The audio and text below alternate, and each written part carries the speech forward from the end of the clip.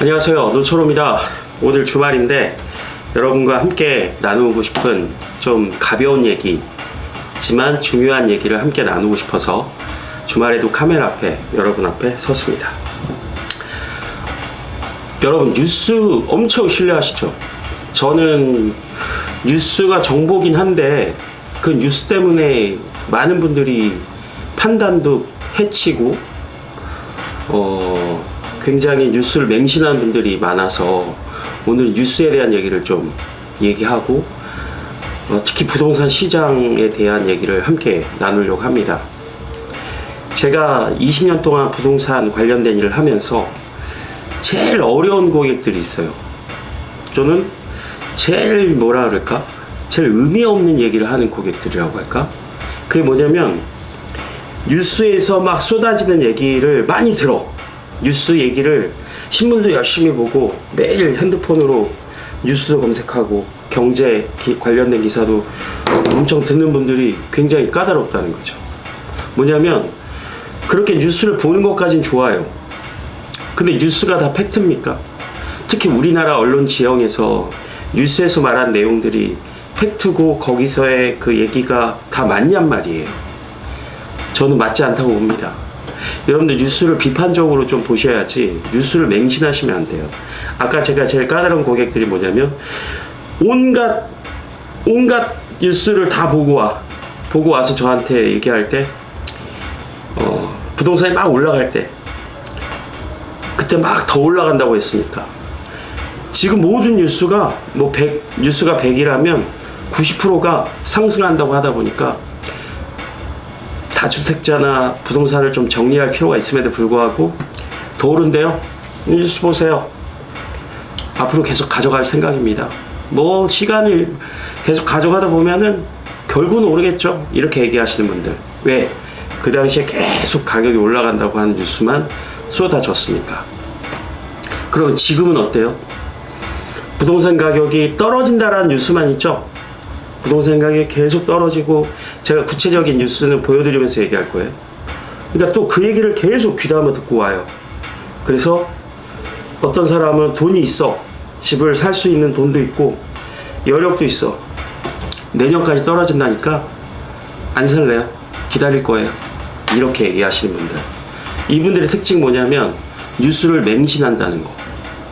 그 다음에 또 어설프게 하시는 분들은 괜찮은데 뉴스를 또 너무 많이 봐가지고 그 대다수가 가는 길에 완벽하게 동조하면서 뉴스를 팩트로 받아들이고 진실로 받아들이고 거기에 매몰되어 있는 분들이 너무 힘들다. 근데 보세요. 제가 이제 재밌는 뉴스를 두 가지 보여드릴게요. 자, 이게 첫 번째 2022년을 전망하는 특히 부동산 시장을 전망하는 뉴스예요. 여기에 굉장히 많은 전문가, 쉽게 얘기하면 연구소에 계신 분들 또는 또 언론사에 또 데스크, 부동산 관련된 데스크에 계시는 분들, 그다음 각종 기관의 전문가들, 그쵸? 우리가 뉴스만 나오면 인터뷰 하시는 분들 있잖아요. 그런 분들이 언제 이 기사를 발행했냐면 우리가 새해가 되면은 내년도 시장이 어떻게 될 것 같습니까? 경제 전망 기사가 엄청 쏟아지잖아요.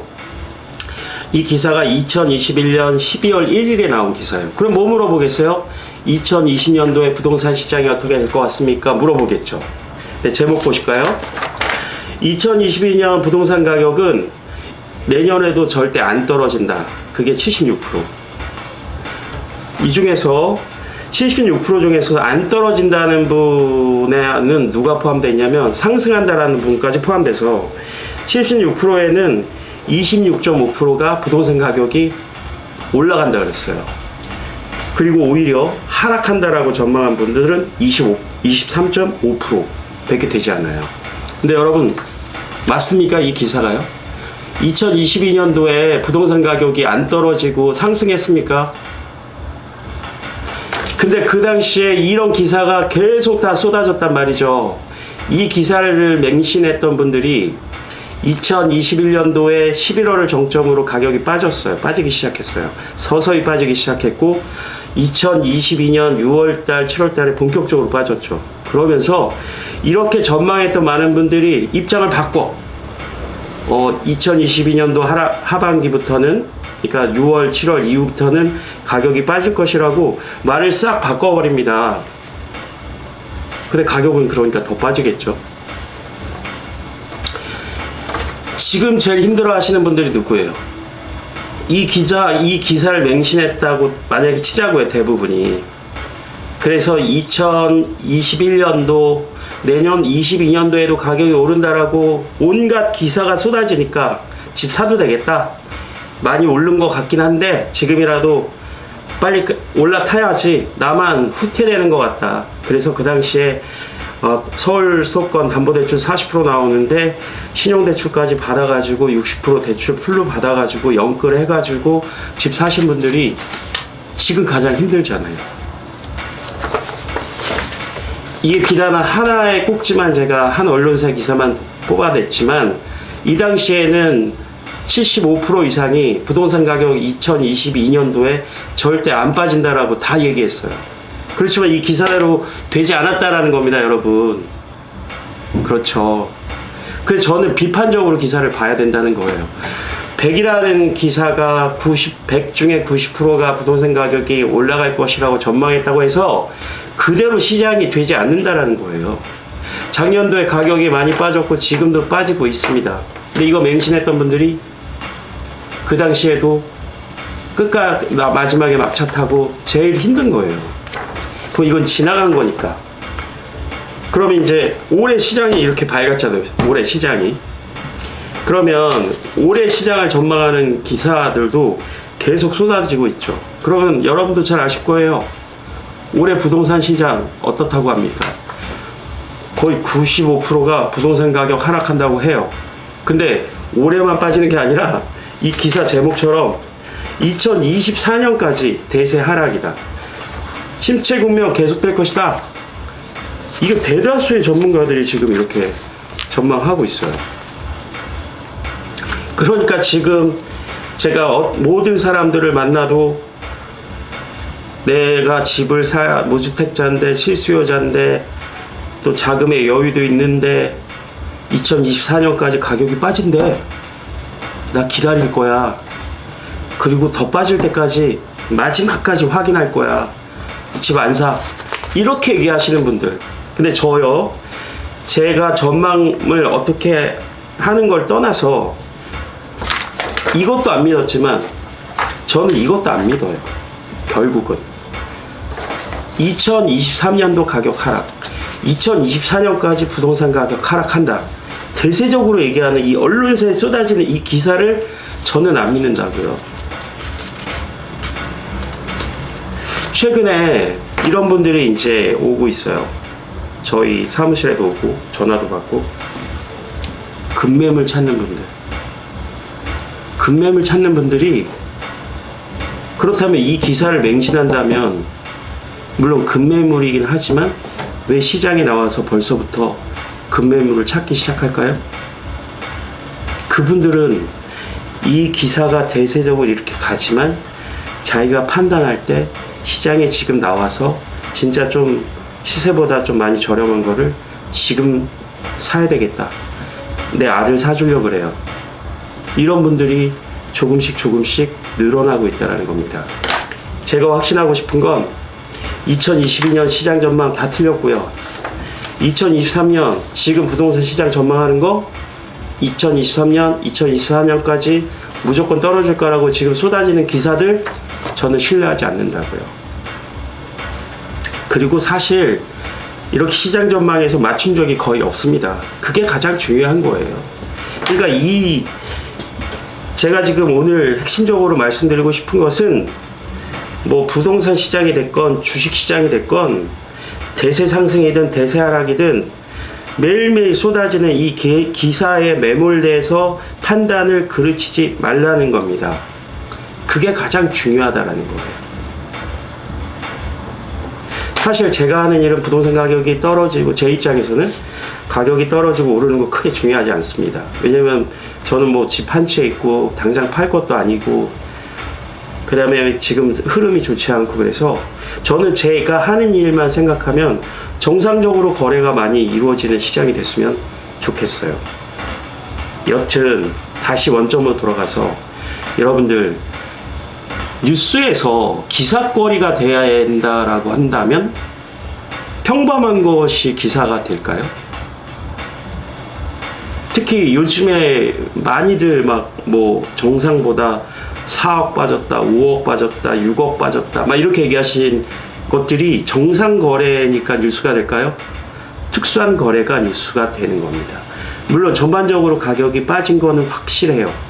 그렇지만은 정상보다 지나치게 빠진 뉴스를 보고 6억 빠졌다면서요, 이런 얘기하면 안 된다는 거죠. 특수한 거래가 있죠. 자식 간에 뭐 증여를 통해서 하는 거래, 그것도 실거래가 신고하면은 올라오니까, 뭐 개인 간의 그 당사자 간의 거래, 뭔가 특수한 상황이 있겠죠. 그 다음에 특히 이렇게 엄청나게 가격이 많이 빠진 데들을 보면은, 빠졌다라고 뉴스가 나온 데들 보면은 대단지 위주예요. 제가 있는 곳은 뭐 세대수가 얼마 되지 않아서 뭐 한 2억까지 빠지긴 했지만 뭐 7, 8억까지 빠지거나 하지를 않아요. 근데 대단지에는 경우의 사례가 굉장히 많겠죠. 진짜 너무너무 급해서 뭐 너무너무 대출을 많이 받아가지고 견디다 원금까지 날아가기 직전이니까 어쩔 수 없이 개인 간의 특수한 거래를 하는 경우가 있겠죠. 근데 그게 일반화라고 생각하시면 여러분 절대 안 됩니다. 이제 정리하겠습니다.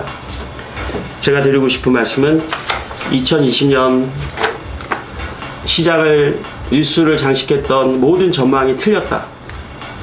마친 사람이 굉장히 소수다.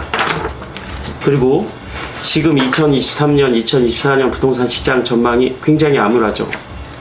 그렇지만 이 역시 이 2024년까지 가격이 빠질 것이라는 이 기사도 저는 신뢰하지 않는다는 겁니다. 여기서 하나 짚고 넘어가고 싶은 것이, 지금 가격을 엄청나게 끌어내리는 가장 큰 요소는 누가 뭐니 해도 금리겠죠. 근데 과거에는 코로나 변수가 있었는데 코로나 변수는 거의 희석돼 가고 있죠. 그리고 러시아와 우크라이나 전쟁이 줬던 폐해들 있잖아요.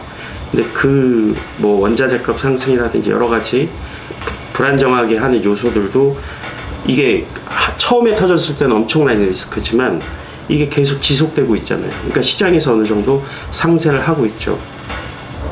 그 다음에 여러분들 진짜 깜짝 놀라야 되는 게 뭐냐면, 부동산의 규제가 거의 다 사라졌다라는 거예요. 부동산에 대한 규제가 거의 다 사라졌어요. 너무나도 시장이 어렵다 보니까 정부에서 연착륙을 시키기 위해서, 예전에는 뭐 재건축 규제, 재개발 규제 뭐 이런 거 하나만 풀어도 시장이 들썩들썩 했는데, 지금은 규제가 다 없어졌어. 쉽게 얘기하면 정부에서 막 규제했던 것들을 다 풀었어. 과거에는 그런 거 하나하나만 풀어도 어떤 혜택을 보는 지역들은 막 급등하고 그랬는데, 우리가 너무 지금 시장 자체가 어렵다 보니까 다 풀어도 시장이 꿈쩍도 안 해요. 그렇지만 지금 시장에서 우리가 6개월 만에 엄청나게 하락세로 전환한 것처럼, 최소한 하락세를 멈추고 약간의 물가 수준만큼의 점진적인 상승세로 돌아서는 거는 어느 한 순간에 팍 우리가 6개월 만에 엄청난 하락을 했듯이 어느 한 시점에 어떤 상황이 변수가 생겨서 반전되는 것은 아무도 예측하기 힘들다. 그러니까 모든 사람이 얘기하는 지금은 이렇게 한다, 이거를 100% 신뢰하지 마시고, 저랑 이 영상을 보시는 분들은 본인이 처한 자금 상황, 본인이 처한 어떤 자금 스케줄, 이거에 맞춰서 시장을 좀 더 다르게 생각할 필요가 있다. 아시겠죠? 그게 핵심입니다. 뉴스를 믿지 마라. 본인의 생각과 본인의 상황에 따라 객관적이고 충분히 이성적으로 판단하시라. 부동산 뉴스를 쓰는 많은 기자들이 진짜 오랫동안 부동산 사업부에서 20, 30년 있으면서 기사를 쓰는 게 아니에요. 초보 기자들도 굉장히 많습니다. 몇몇 유명한 사람들 인터뷰 한두 마디 따서 기사 쓰는 거예요. 그 쏟아지는 엄청난 많은 양의 기사가 팩트인 것처럼 신뢰하지 마시고, 이제는 본인이 완전히 지금 엄청나게 어려운 시기잖아요. 본인이 정말 철저하게 본인만의 생각으로 철저하게 시장을 분석하시고 시장에 접근하시면 된다. 그래야 이 어려운 시장을 이길 수 있는 단초가 마련된다. 이렇게 정리해 드리도록 하겠습니다. 오늘은 여기까지 하겠습니다. 감사합니다.